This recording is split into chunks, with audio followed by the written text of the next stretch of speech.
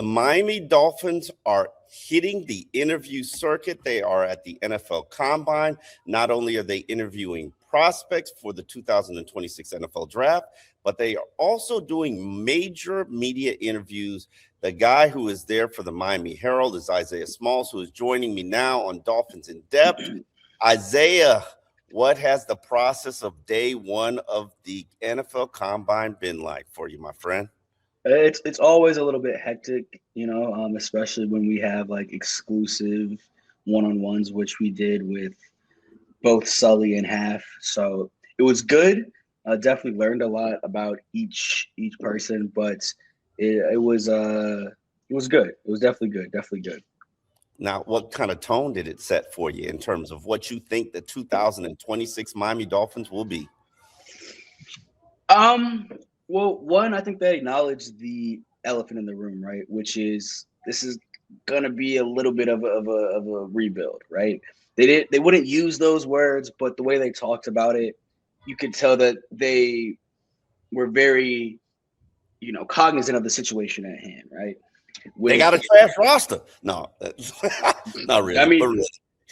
Like it's interesting because like you look at the pieces and you see a guy like Jordan Brooks, right? You see a guy like Aaron Brewer, like guys that made all pro teams. You have a Pro Bowl running back, right? You have a guy that has been an 1,000-yard receiver in Jalen Waddle, right? You have young interior. The strength of the defense is on the interior of that defensive line, excuse me, right? I disagree. On the interior right now. I don't know about all that. No. On who? Then what is the strength? They were the weakest link on the team. They were the weakest link on the entire team all season. I mean, most of the season. You over here talking about 2025. I'm here in 2026. 2026. I'm from the state of Tennessee. You got to show me, baby. Like I hear you. I give you credit for things unearned. I hear you. All I'm saying is this. When you look at this roster, what is the position that has the most bodies? Okay, running back. Then you got defensive tackles. Then you got inside linebackers. Those are the only areas where you have decent numbers. Do you have any stars? You don't believe Zach Sealer is a star? All right, Zach's a fringe star. Gotcha. Jordan Brooks isn't a star? Yeah, Jordan Brooks is a fringe star. Yes. Jalen Ramsey, Jalen Waddle is a fringe star. Devon Achan's your lone star. Patrick Paul might be a star. You got five good players. Name me a sixth. No, I gave you six. I gave you Zach Sealer. There you go. Okay, name me seven. Brew, Paul, Achan, Waddle, Brooks, Sealer. You done? Yeah, I'm kind of done. I'm kind of done right there. But look, the fact of the matter is this, right? There are building blocks. That's my point. There is a I don't want to say a great foundation. There's not a great foundation. Okay. There's not a great foundation. But one of the things that I guess I've learned today is both parties, I believe, were intrigued by the fact that they can kind of build this roster within their own image, right? Okay.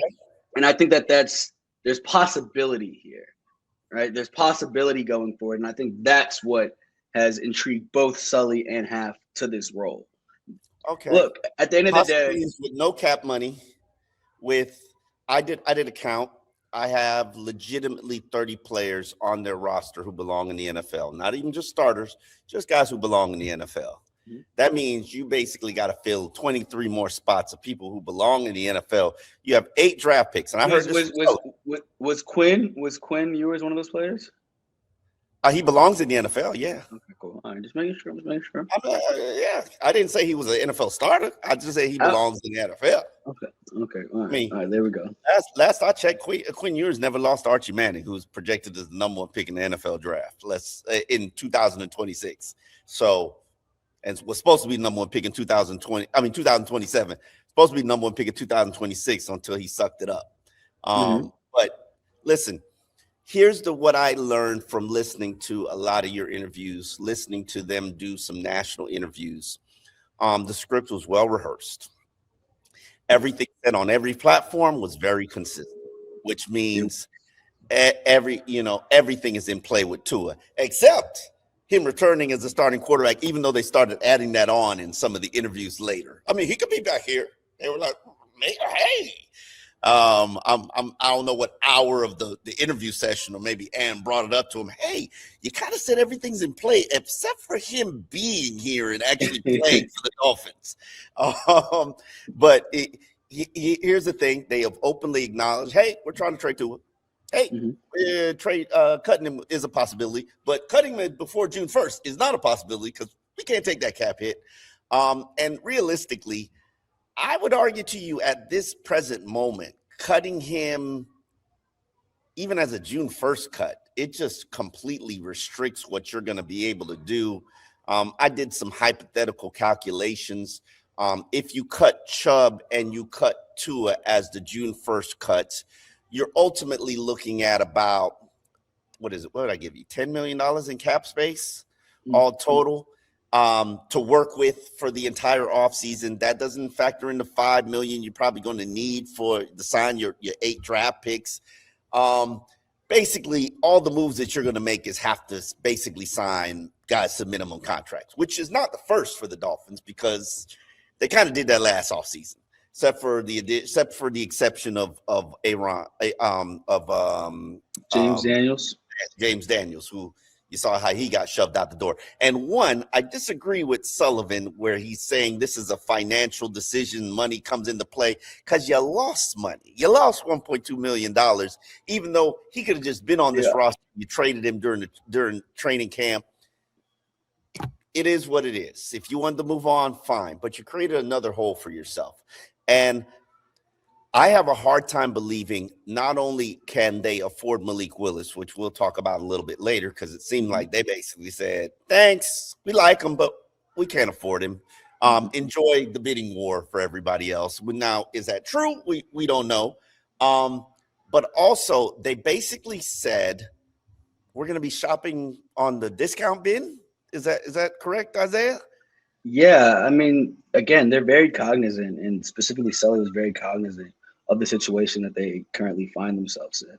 Like, it's one thing to acknowledge that, hey, like, we're not in the best cap situations, but and I appreciate that though. On the other hand, they could have just pumped a bunch of smoke up our ass and just been like, yeah, we'll figure it out when we get to it. But thanks to the great people like you and other people that are, always looking at that cap number and doing their little calculations, right? It's difficult for them to kind of,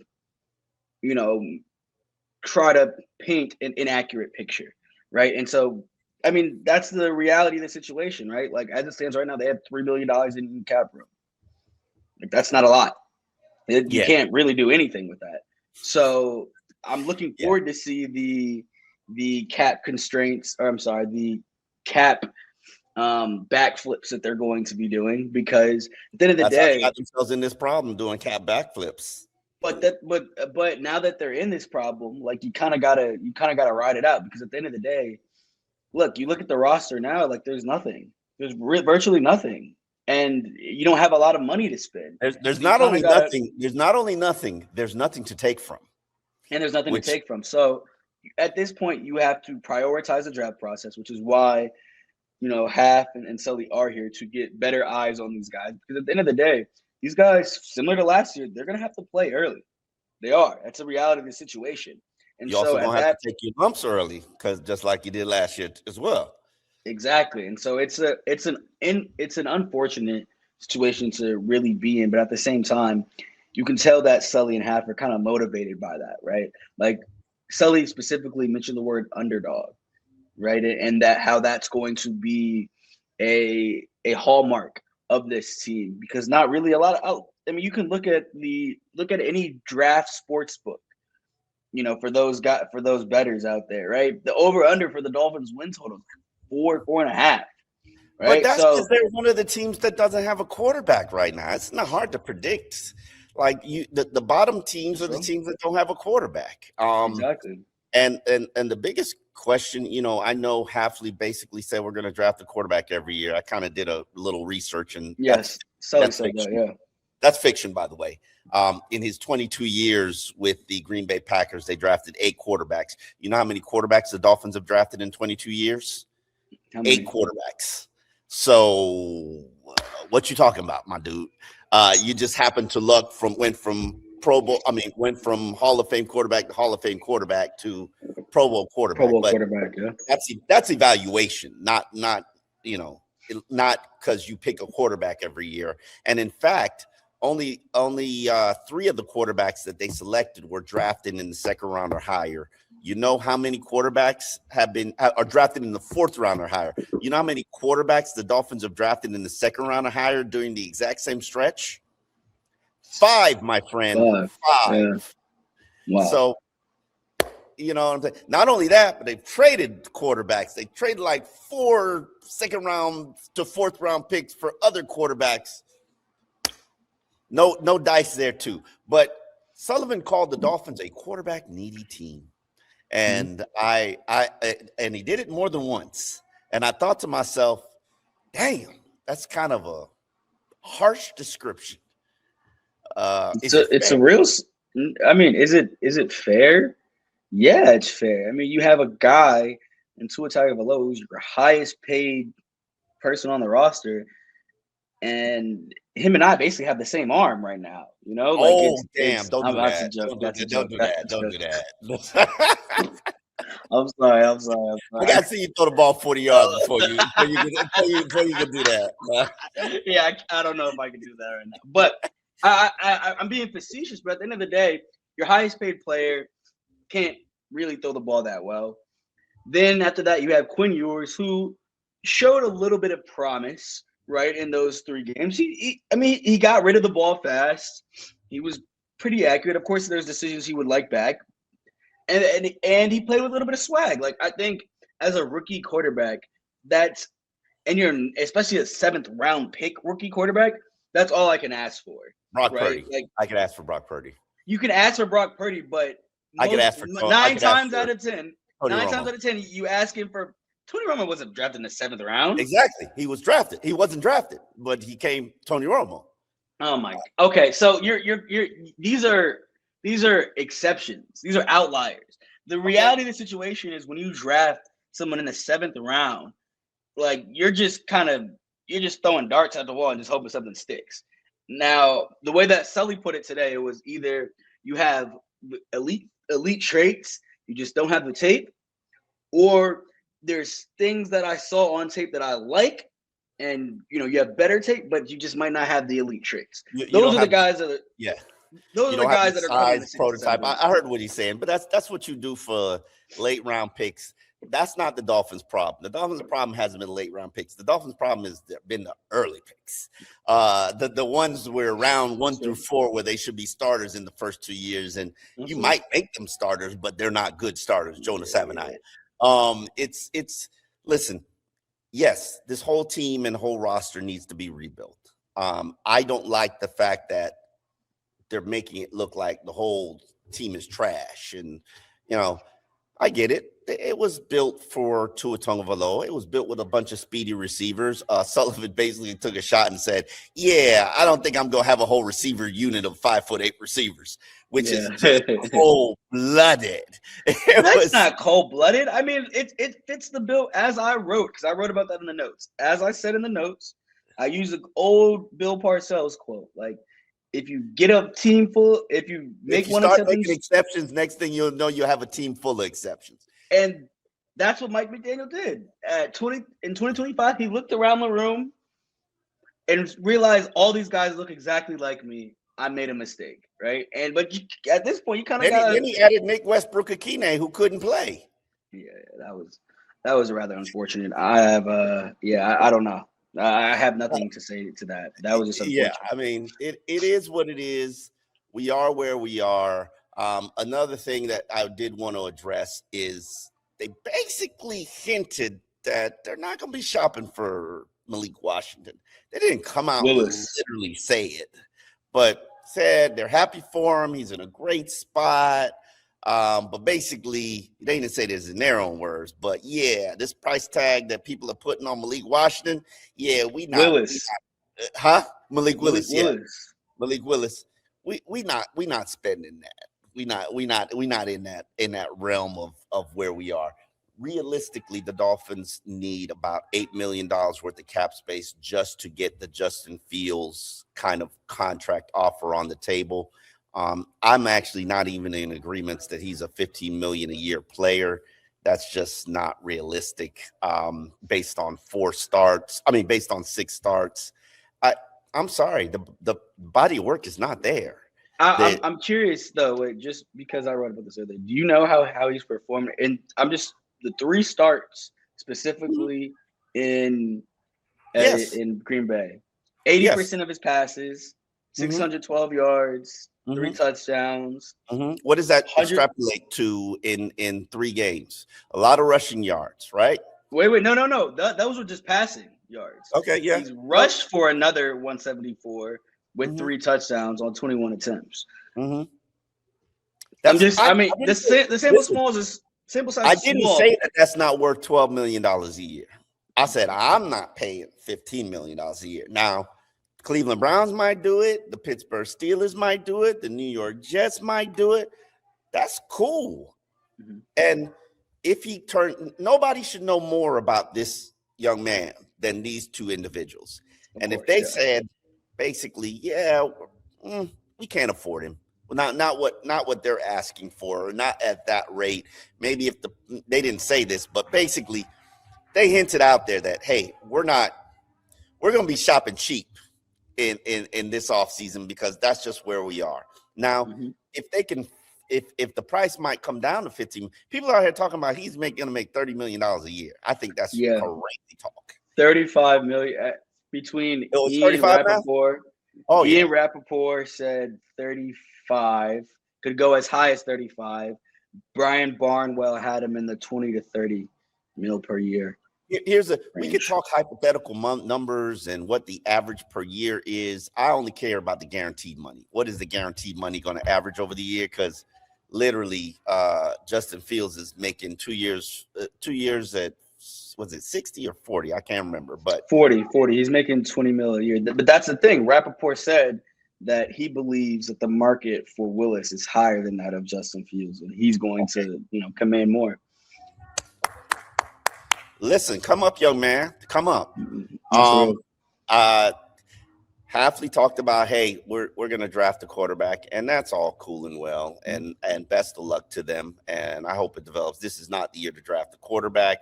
I do have my eyes on one quarterback in particular. I'm not going to mention his name right now. Oh, no. I was about to say, definitely text me that on the side. Yeah, I'll text you that on the side. The minute I start mentioning people's name, they just start they gone. They gone. I'll wait a little bit. I'll wait till after the combine. Listen, they also talked about that, you know what? We know Devon Achane is part of our future. We like Jalen Waddle. We definitely want to take care of Jordan Brooks and Aaron Brewer. But these guys might have to wait a little bit, Isaiah. Can you explain that to the people? Yeah, I think, when it came to – because I asked that question about Achane because obviously that is a guy that had a phenomenal year last year. Give me my money. He definitely wants a little bit of a pay raise.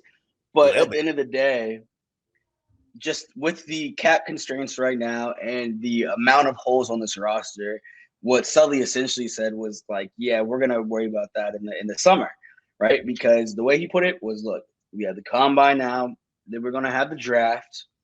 Actually, you're going to have I'm sorry, we're going to have free agency. He was wrong. You're saying it how he said it, but he was wrong, just for the record. I was like, you're forgetting free agency comes first. And don't act like you're there in Indianapolis for the draft. Like, stop lying. Stop lying to the people. Like, look, unless they just not talking to any agents. Look, we're going to try to stick to the rules. Maybe Dolphins gotten in trouble a lot of times. So maybe let's stick it to the rules. They're 2 young guys. Maybe they just follow the rules. You know what I'm saying? Man. Look. And he basically said he's going to wait till the summer, and then I asked again, is that the case for Brew and Brooks, two guys that had all pro seasons, and he essentially said yes, like those guys are all in the same bucket. They're great players. You just gotta wait, and like I said, it makes sense. The cap is what it is. Hold on. It actually doesn't make sense, and here's why it doesn't make sense. Because if you want to create some cap space, those are literally the only two individuals left. You can create some right now immediacy by rewarding them and compensating them, giving them large signing bonuses, and then stretching out those deals. Now, it's not going to be a tremendous amount of cap space, but you can create some room. Like when I say literally the Dolphins are out of players to restructure, adjust, shake down, they're like Austin Jackson. There was basically hints that, hey, we're trying to shake him down. And I found that interesting from this standpoint. If I'm Austin Jackson, I'm not necessarily certain I would definitely want to be here. Like, you trying to shake me. Why is that? Why is that? I could go get a new multi-year contract from somebody else. You trying to shake me down for 1 year? You can? Are you sure? The market on Austin Jackson is that high? A guy that's played 14 games over the last 2 years? I'm absolutely sure. I think he can go out there and get, you might feel like you got him, by the cajones, but you get rid of him and you've got what, 2 starters on your offensive line? Did you say? I said you mean like cojones? Oh yeah, I think you can use cajones. I'm not sure. No, you can't. You can't. No, you've lived in Miami way too long to say cajone. I'm sorry. Go ahead. Keep going. Don't mind me. My point is, okay, yeah, you could use your number 11 pick on an offensive on a right tackle. That's cool. But then you got 7 other draft picks to fill other needs. You don't have any money in free agency to address it. You can't if you already identified 2 players you're going to use your June 1st cuts for in Tua and Bradley Chubb. So basically, if you cut me, you're only going to get $2 million in cap space. I'm good, Playboy. I'm good. I could. So I think you call their bluff. I don't think they're gonna. They definitely are not gonna cut him. Sully said that today. He said we don't have the flexibility to run people out the door right now. Yeah, that was just like absolutely transparent. Like they're not cutting him. I feel like they should have cut James Daniels. I mean, he's a whether I don't think they should or not. Whether he's soft. Yeah. You lost $1.2 million in cap space doing that. Yeah, that was another question I asked because I said that was the one that kind of surprised me. Like the other 2 guys, like we've been calling that since the start of the season, but those 2, yeah, and then he just didn't deliver, so I just assumed that one too. But James Daniels was the one that kind of, especially because he had it was a 2-year deal, correct? Yeah, that was the one. Money paid for. You weren't saving any cap space. You could have traded him at the right before the regular season for a 7th-round pick or a backup cornerback, but you just said, you know what, we're gonna get rid of him right now. But I think my reading on this, and this is just something that's just coming to me right now, is I think these guys at the end of the day they're trying to set a standard, right? And I thought it was interesting with what Sully said when I asked about James Daniels. His first thought, you could tell he paused for a second, then he said, "Let me say the right thing." Favorite. Yeah, then he said one of my favorite lines when it comes to sports. The best ability is availability, right? And to me, it spoke to, and I know there's been reports of stuff with him, and I don't want to get into that right now, but I'll say this.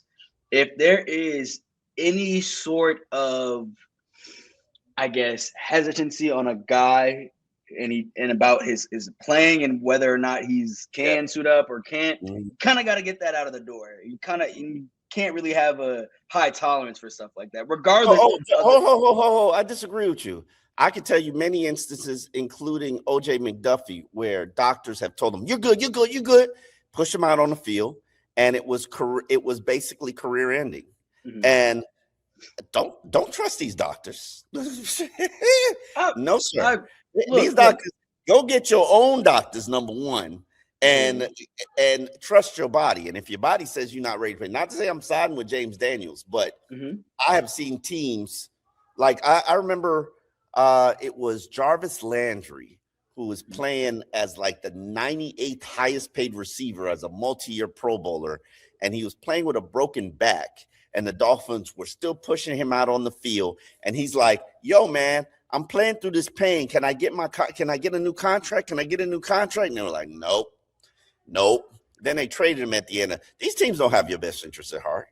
I understand that, but I think as I'm speaking from the standpoint of somebody who is coming into the door, who is new, and is trying to just set a standard right now. Okay. Now, whether or not like that was, you know what the standard they've set so far is?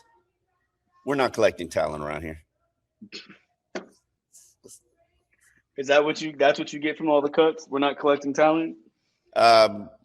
We'll see. We'll see next week. We'll see in 7 days. Are you collecting talent or are you throwing it out the door? I've been here for a lot of retools, rebuild, as Sullivan calls them, the R words, and I know what's going on. This is the purge. It don't stop. It like I'm gonna quote Diddy. Can't stop, won't stop.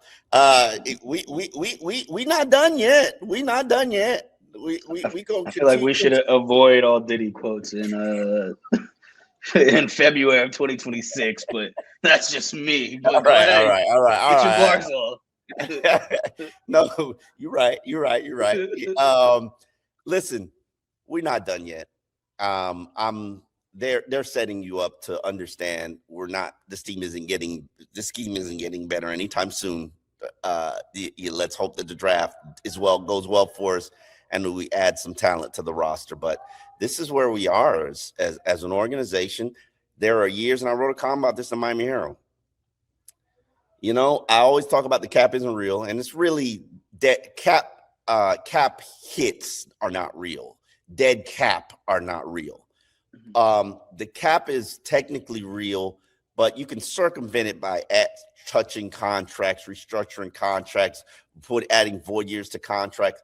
But eventually, you're going to have to pay the bill. The credit card bill will come due at some point, and you're going to have to spend 1 year not doing nothing, living on a budget to pay down some of that debt so that you can start balling again. And this just so happens to be that year for the Miami Dolphins. So it'll be interesting to see what happens. But I think all of these pipe dreams we had about Malik Willis and about extending players and about, they also basically say, yeah, Minka's for sale. Whenever y'all ready, y'all make a real offer. Yeah.